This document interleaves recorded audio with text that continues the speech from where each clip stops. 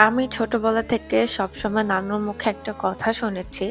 সেটা হচ্ছে ছোটবেলা থেকে আমি যে স্বপ্নগুলো দেখব, সেই স্বপ্নগুলো আজকে না হলে ১০ বছর, ২০ বছর পর হলেও সেই স্বপ্নগুলো বাস্তবায়ন হয়।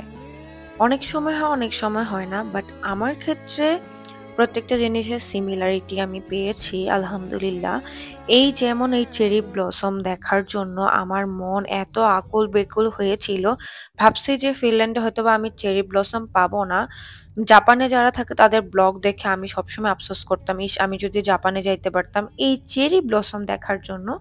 তারপর হচ্ছে মার্চ মাসের লাস্টের দিকে যখন দেখলাম একটা ইভেন্ট হবে, তো আমি তো অনেক বেশি এক্সাইটেড হয়ে গিয়েছিলাম চেরি ব্লসম দেখতে যাব। বাট স্যাডলি আমার হাসব্যান্ড ফ্রি ছিল না।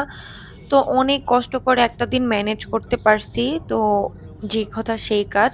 তো ঐদিন হচ্ছে আমরা চেরি ব্লসম দেখতে যাব। তো আমরা রাতের বেলায় রওনা দিয়েছিলাম। অ্যান্ড আমি যেহেতু তারপরের দিন একটু মেকআপ করব তার জন্যে হচ্ছে একটু শীট মাস্ক লাগিয়েছিলাম গাড়ির মধ্যেই। ফেসটা একটু ড্রাই ফিল হচ্ছিল। অ্যান্ড আমি ঝটপট শাওয়ার নিয়ে বের হয়েছিলাম ঐদিন।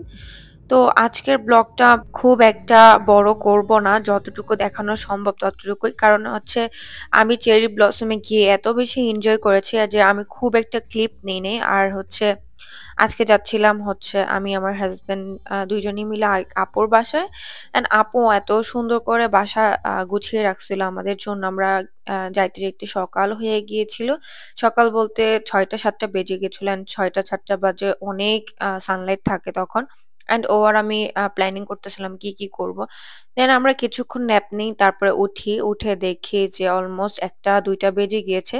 অ্যান্ড এই হচ্ছে আমার ফেসের অবস্থা একদম ফুলে-টুলে কি অবস্থা। অ্যান্ড চুলেরও ১২টা বেজে গেছে। সবকিছু সেট করতে হবে, রেডি হতে হবে। অ্যান্ড আমরা চাচ্ছিলাম যে ৩টা-৪টার দিকে যাবো। সো যেই কথা সেই কাজ। আমি ঝটপট করে রেডি হয়ে গেলাম। কারণ আমি ওইভাবে কোনো ক্লিপও নেই নাই। কোনো আউটফিটেরও ক্লিপ নেই নাই। কারণ অনেক বেশি লেট হয়ে যাবে। অ্যান্ড আমি আমার ট্রাইপডটাও রেখে আসছি, ভুলে গিয়েছি। অ্যান্ড তারপর হচ্ছে আমি ভাবতেছিলাম চুল কিভাবে সেট করব। বাইরে প্রচন্ড বাতাস।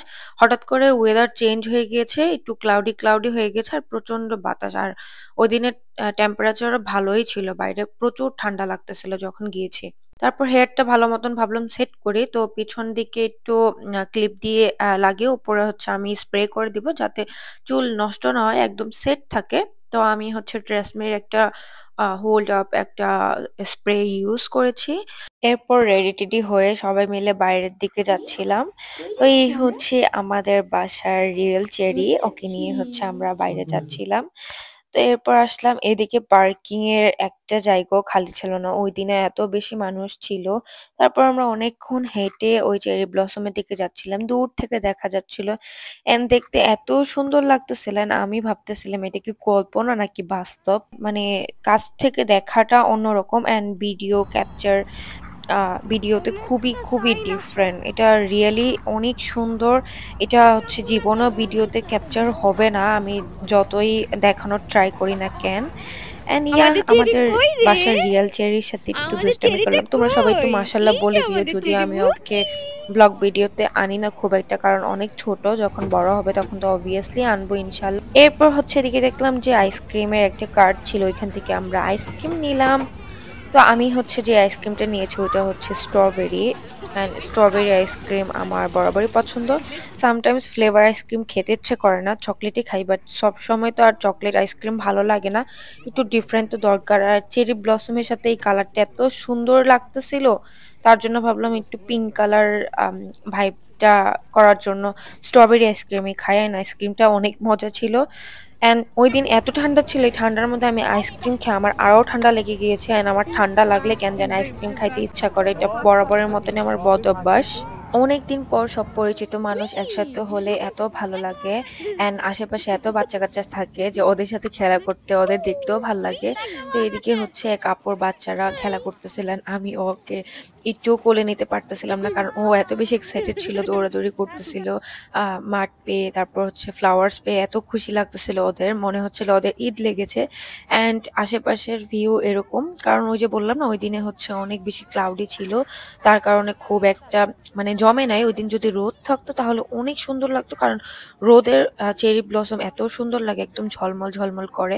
অ্যান্ড ফ্লাওয়ারটা দেখে মনে হয় কি যে হাসতেছে, এরকম লাগে। আমার কাছে এরকম ফিল হইছে। কার কাছে কেমন লাগে জানি না। এই ফুলের সৌন্দর্যটা না কাছ থেকে অন্যরকম। যতই পিকচার তুলি, যতই ভিডিও করি, ওই ফুলের সৌন্দর্যটা না ওইভাবে ফুটে ওঠে না। তারপরে এই ১ম হচ্ছে আমার জামাইয়ের কোলে কোনো বাচ্চা উঠলো। ও কোনো বাচ্চাই কোলে নিতে পারে না। তো ফার্স্ট টাইম মনে হয় আমি দেখলাম যে ওকে কোলে নিয়ে কি সুন্দর ঘুরতেছে। তাও নতুন একটা বাবু। এরপর হচ্ছে আমরা একটু হাঁটাহাঁটি করতেছিলাম। আর এত বড় ছিল জায়গাটা যে যেখানে যাই ওইখানেই মনে হচ্ছে যে মানুষ আর মানুষ। আর সবাই অনেক সুন্দর, সুন্দর ছবি তুলতেছে, কাপল পিকচার তুলতেছে। এন্ড বাইরে প্রচন্ড ঠান্ডা ছিল, প্রচন্ড ঠান্ডা বাতাস ছিল। মনে হইতেছে একদম জমে যাবো। আমরা ২ ঘন্টার মতন ছিলাম। তারপরও এখন বাচ্চা-কাচ্চা নিয়ে এতক্ষণ বাইরে থাকাটা সম্ভবও না। তার জন্য ভাবলাম চলে যাই। তো এরপর ওইখান থেকে বের হয়ে গেলাম। আর এদিকে গাড়ি আসার আগ পর্যন্ত আমি কিছু স্ন্যাপ ভিডিও নিলাম। এরপর এখান থেকে চলে গেলাম ইতিসে। ওইখানে গিয়ে একটু চা খেলাম, দেন একটু স্ন্যাকস খেলাম। এখানে এই সমোসাটা খাইছি। এটা এত মজা ছিল। ওইদিন একদম টাটকা, টাটকা ফ্রেশ ভেজে দিয়েছিল। অ্যান্ড সাথে চা একদম জমে একাকার।